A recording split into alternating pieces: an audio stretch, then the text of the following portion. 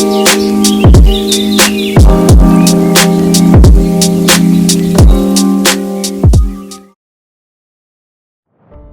ජීවත් වන බොහෝ මනුෂ්‍යයන් කැමති හැම දෙයක්ම පිටතින් විනිශ්චය කරන්න, හැම දෙයක්ම පිටතින් දැකලා නිගමනයකට එළවෙන්න.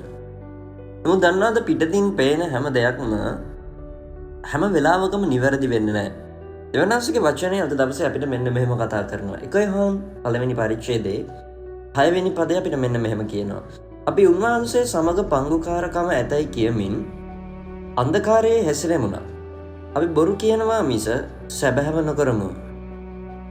දන්නවද මනුෂ්‍යයෙකුගේ ජීවිතේ තියෙන ඕන වටිනම දෙයක් තමයි සත්‍යතාවයේ ඇතුව. එහෙම නැත්නම් ඇත්ත විදියට හැසිරෙන එක. ඇත්තෙන් මේ පුද්ගලයා විදියට ජීවත් වෙන එක. අද ලෝකයේ බොහෝ වෙලාවට හිතමු සබාව අපි ගොඩක් වෙලාවට කියන දෙයක් තමයි මම කිතුණු එක. සමහර වෙලාවට අපි හඳුන්වලා දෙනවා මම කිතුණු එක. මම දේව සේවකයෙක්. මම දෙවියන් වහන්සේව දන්න කෙනෙක්. නමුත් දෙවියන් වහන්සේව දන්න කෙනෙකුගේ ඉතුණුවෙකුගේ තිබිය යුතු ප්‍රාථමික ගුණාංග ක්‍රිස්තුස් වහන්සේ තුල තිබුණා වූ මනස අපේ ජීවිතය තුල නැත්නම් ක්‍රිස්තුස් වහන්සේ තුල පංගුකාරකම් ක්‍රිස්තුස් වහන්සේගේ ශරීරයේ බැඳීම සම්බන්ධතාවය අපි තුල නැතිනම් දන්නවද අපි වටා අපිට නොතේරුණු ඊටාම භයානක රැවටීමේ මුලාව එහෙම නැත්නම් වලල්ලකට අපි භාස වනු ලබනවා. අපි කෘතිම මිනිසෙක් කෘතිම චරිතයක් අපි වටා ගොඩනගනු ලබනවා. සමහර වෙලාවට මෙවැනි අවස්ථාවල් වලදී ඔබට මුහුණ දීමට සිදුවන්නේ ඊටාම භයංකාර අන්ධකාර අත්දැකීම. සමහර වෙලාවට ඔබ දන්නවා අපි බොරුවක් කිව්වොත් එහෙම ඒ බොරුව වහන්න අපිට බොරු 100ක් විතර සමහර වෙලාවට කියන්න වෙනවා. අපි හෘද සාක්ෂිය දොස් කියනවා. සමහර වෙලාවට අපිට ලෝකේ ජීවත් වෙද්දී කිතුණුවෙක් කියලා කියා ගන්න බැරුව අපි තුල තියෙන දේවල්ම දැනද මම ඔබට එක දෙයක් කියන්න.